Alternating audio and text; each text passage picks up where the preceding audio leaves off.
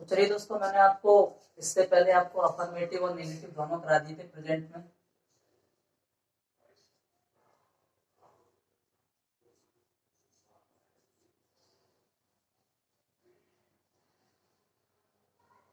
और आज हम इन दोनों के टोटल ऑफ एग्जाम्पल कराते हैं, किस तरीके से इसके वाक्य एंड ट्रांसलेशन बनते हैं।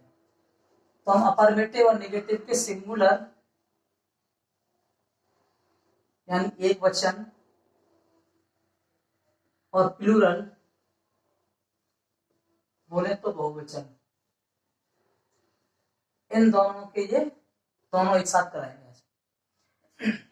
सिंपल से बड़े आसान से कराएंगे जिससे आपकी समझ में बिल्कुल आ जाए।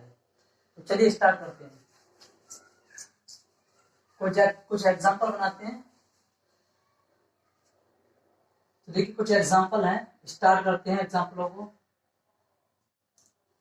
जैसे दिया गया है, मीरा खाना पकाती है। ये अफर्मेटिव प्रेजेंट इंडेफिनिट का अफर्मेटिव का सिंगुलर टेंस है। तो देखिएगा मीरा की जगह तो मीरा ही बनाएंगे। तो मैंने फॉर्मूला बताया था कि एक वचन कर्ता के साथ यानी एक वचन कर्ता के साथ उसकी वर्ब की फर्स्ट फॉर्म में एस या ईएस लगाते हैं। तो पकाने की जो होती है वो होती है कुक्स, कुक एस लगाते हैं कुक्स, और ऑब्जेक्ट दिया है द फूड। अब यही हम इसका एक नेगेटिव बनाएंगे, ऐसे ही करके बना देंगे कि मीरा खाना नहीं पकाती है। अब देखो इसमें काम का ना होना पाया जा रहा है, तो ये नकारात्मक हो गया, दिख रहा है इसमें काम नहीं हो रहा है, मीरा खाना नहीं पका रही है इसमें। तो बनाएंगे, मैंने आपको बताया था सबसे पहले सब्जेक्ट को लेंगे मीरा। एक वचन के लिए हमने बताया था आपको डज नॉट, और बहुवचन कर्ता के लिए मैंने आपको बताया था डू नॉट। एक वचन है तो डज नॉट ले लेंगे, डज नॉट, और इसमें क्या करेंगे, ये बचा हुआ सब पूरा लिख देंगे, ऐसा डाल देंगे, कुक द फूड बना देंगे। ये हुआ आपका नेगेटिव। अब यही हम बनाते हैं प्लूरल वाक्य को। ठीक है, प्लूरल वाक्य बनाएंगे हम मंदिर में जाते हैं। हम मंदिर में जाते हैं। अब यहां से एक चीज तो क्रिएट हो रही है कि हम बहुत सारे लोग हैं और अब जाने कहाँ काम कर रहे हैं, मंदिर में जाने का कार्य कर रहे हैं। तो चलिए हम मंदिर में जाने का कार्य कर रहे हैं तो इसे बनाते हैं, प्लूरल है तो आपको भली बात ही पता है। हम की जो मीनिंग होती है वो भी होती है, तो भी। अब वर्ब लगाने जाने की गो, स्थान से पहले कोई टू। अब कहा जाते हैं, मंदिर में, तो इन द टेम्पल। अब एक चीज देखेंगे हम, इसके लिए हम के लिए भी लगा दिया, मैं के लिए इन लगा दिया, जाने की मीनिंग जो थी वो गो लगा दिया, और मंदिर को टेम्पल लगा दिया। अब यही इसका प्लूरल बनाएंगे, सॉरी नेगेटिव बनाएंगे, तो कैसे बनाएंगे, हम मंदिर में नहीं जाते हैं। तो इस वाक्य को बनाएंगे कि बी, और मैंने एक वचन और बहुवचन के लिए बताया था अभी, तो बहुवचन है तो डू नॉट लगा देंगे, डू नॉट लगाएंगे verb go to in the temple. ये हो गया सिंगुलर और प्लूरल के दोनों वाक्य। इसके आगे और देखेंगे सिंगुलर और प्लूरल के वाक्यों को। अभी और वाक्य बनाएंगे, थोड़े टिपिकल्ट बनाएंगे, ये तो आसान हुए, अब थोड़े कठिन बनाते हैं।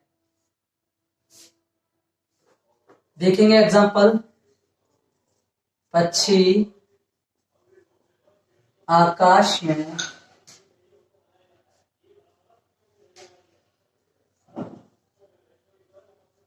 उड़ता है। एक बार ऐसे ले लेंगे, पक्षी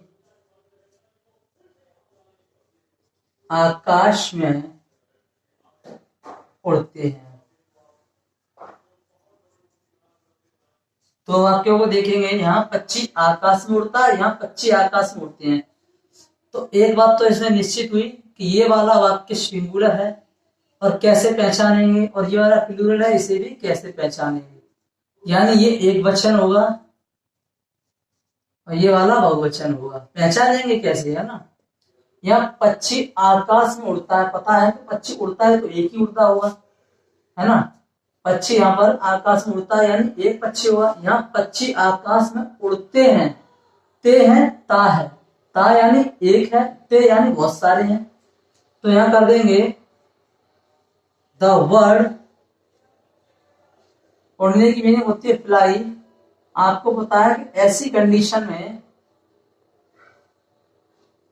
एस लगा देंगे, फ्लाइज। और जब देखा जाएगा और वाई उठाते हैं तो आई ई एस जोड़ते हैं, फ्लाइज। ये कंडीशन आपको समझाएंगे। कहाँ उड़ते हैं, आकाश में, तो इन द स्काई। इस कंडीशन मैंने बताया था कि एफ एल वाई, जहां वाई एंड में आता है जब, तो ई एस जोड़ने के लिए क्या करेंगे, वाई को हटा देंगे तो आई ई एस लगा देते हैं। सो मैंने यहां पर लगा दिया है। ओके, तो इसे देखेंगे द वर्ड। अब मैंने बताया था यहाँ पर चेता है बहुत सारे, तो द वर्ड्स। अब यहां रह जाएगा फ्लाई इन द स्काई।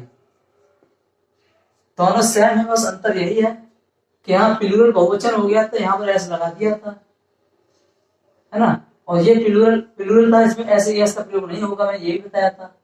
ये सिंगुलर था, इसमें ऐसे एस का प्रयोग हुआ। यहाँ सिंगुलर था, इसमें एस नहीं लगाया क्योंकि एक है। बहुवचन बनाने के लिए एस जोड़ देते हैं। आज जो कि नेगेटिव बनाते हैं इसका, ऊपर वाले का, पक्षी आकाश में नहीं उड़ता है। एक और बनाएंगे इसका ऐसे ही, पक्षी आकाश में नहीं उड़ते हैं। जैसे यहाँ थोड़ा कंफ्यूजन आ रही होगी, सिंगुलर और प्लूरल में अंतर आपने देखा होगा। आपके पास एक कबूतर है तो बहुत से बच्चे क्या करते हैं, ये उड़ ही नहीं रहा है, उड़ता ही नहीं है। और बहुत से होंगे तो क्या कहेंगे, ये उड़े ही नहीं रहे, उड़ते ही नहीं है ये। तो यही अंतर होता है। तो यहाँ करेंगे the word does not, the word does not fly in the sky. कोई बदलाव नहीं है, बस इतना ही है कि यहाँ का जो एस, ऐसे यस जो था वो यहाँ आ गया है, बस हेल्पिंग वर्ब में, और कोई बदलाव नहीं है।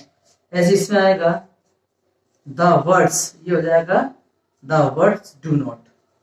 तो दिख रहा है आपको, प्लूरल है। The words do not fly in the sky. ये हुए आपके सिंगुलर और प्लूरल दोनों वाक्य। आज हमारे सिंगुलर और प्लूरल पक्का है कि डेफिनेटली आपकी समझ में क्लियर रूप से आगे होंगे।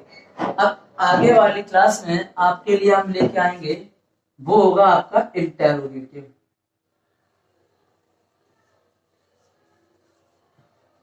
इंटेरोगेटिव यानी इसका जो मतलब होगा वो होगा प्रश्नवाचक वाक्य। अफर्मेटिव हो गया, नेगेटिव हो गया, अब ये इंटेरोगेटिव होगा। तो नेक्स्ट क्लास देखने के लिए आप तैयार रहें नेक्स्ट डे। तो आज के लिए हम रखते हैं इतना ही। अगर आपकी पूर्ण रूप से समझ में आया हो तो आप कमेंट बॉक्स में यस लिखकर जरूर बताएं। ओके, पर कल के लिए तैयार है ना, ध्यान रखना।